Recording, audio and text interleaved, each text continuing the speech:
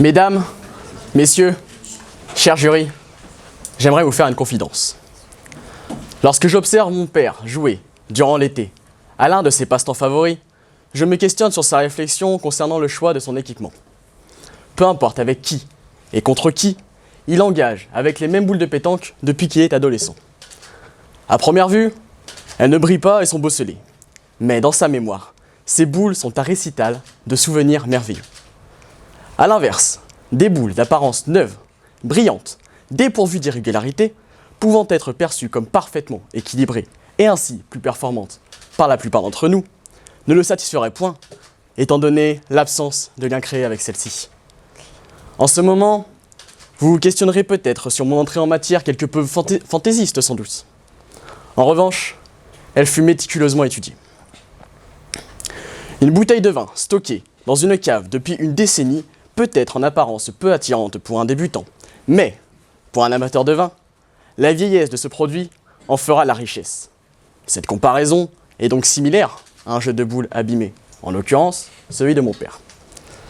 Il en résulte de même pour les relations entre personnes qui, si elles sont de longue date, amènent à des moments extraordinaires, rappelés dans les souvenirs. Ces moments seront synonymes d'une amitié donnant goût à la vigne.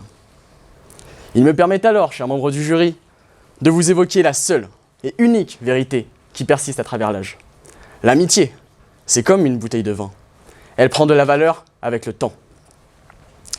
En cet instant, et pour débuter mon discours, j'aimerais vous conter une histoire bâtie par les années.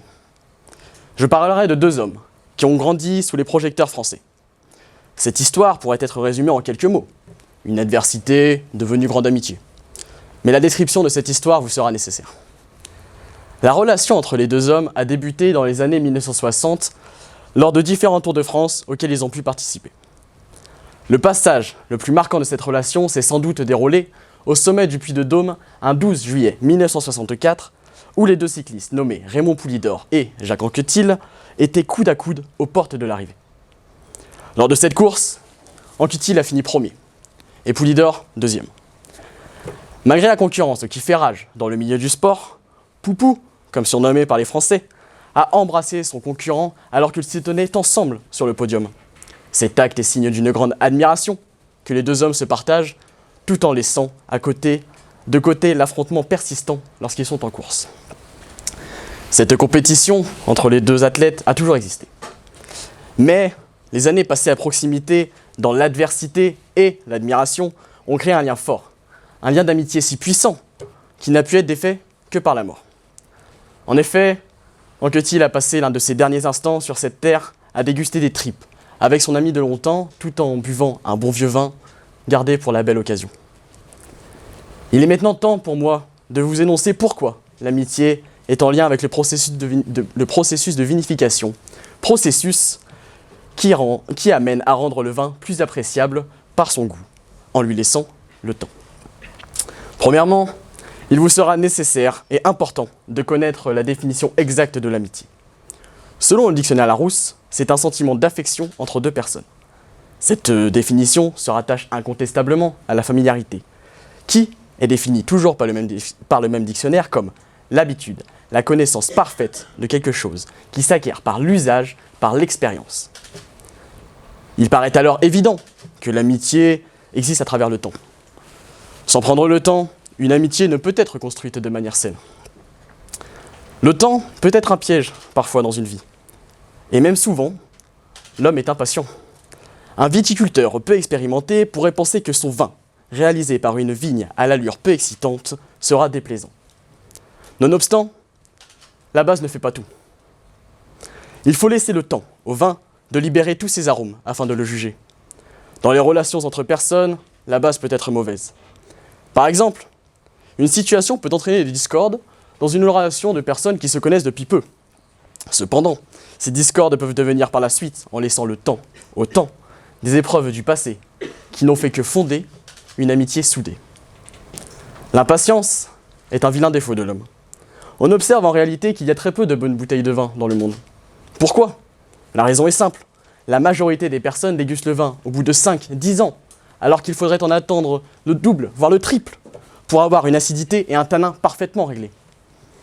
Cette impatience relève d'une et unique raison, la peur du temps. Catherine Deneuve exprime très bien cette idéologie lorsqu'elle énonce que l'amitié, comme l'amour, demande beaucoup d'efforts, d'attention, de constance. Elle exige surtout de savoir offrir ce que l'on a de plus cher dans la vie, le temps. Il est évident à nos yeux qu'une amitié de longue date aura naturellement plus de valeur qu'une amitié récente. La longévité d'une connexion entre deux personnes amène à un sentiment d'amour. Il est de même pour le vin. En effet, les bouteilles de vin de Bordeaux de 1975 ont une valeur bien plus importante que celle de 2020. Cette valeur, contrairement à l'amitié, peut s'expliquer par le prix. La valeur monétaire d'une bouteille de vin de 1975 avoisinera les 100 €, alors que celle d'une bouteille de vin de 2020 sera aux alentours de 3, 4, 5 € maximum. Ainsi, même si l'amitié n'a pas de prix au point de vue monétaire, elle a un prix au sens sentimental. Cette valeur sentimentale peut entraîner différents sentiments. Si une grande amitié ou une très bonne bouteille de vin pour un amateur venait à se briser, la tristesse sera le sentiment ressenti. Effectivement, si un amateur de vin fait tomber l'une de ses bouteilles, qui, en principe, est faite de verre, il sera dans le chagrin, puisqu'il apportait de l'importance à ce breuvage. Mais une amitié mature, à l'inverse du vin, ne tient pas sur une plaque de verre.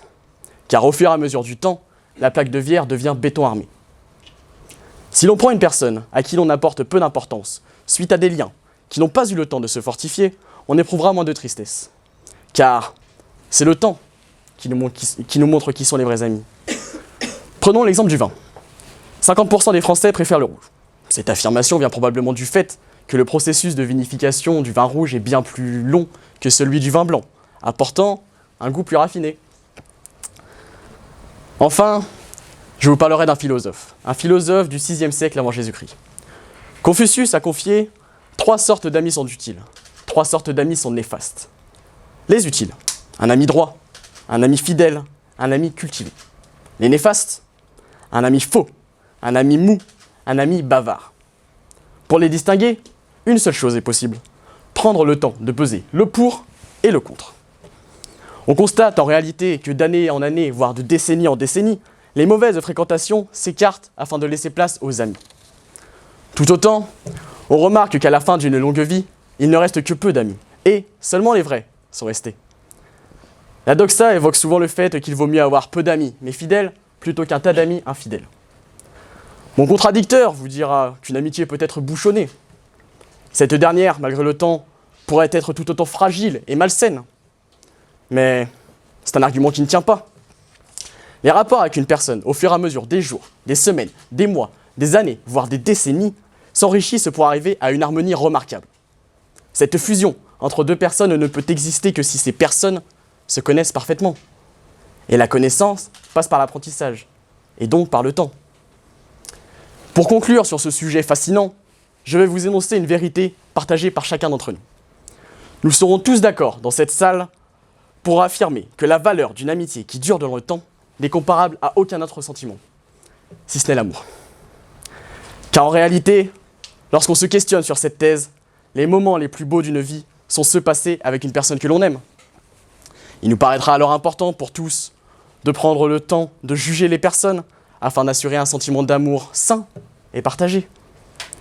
C'est pourquoi une amitié est comme du bon vin. Elle doit arriver à maturation pour ensuite se déguster.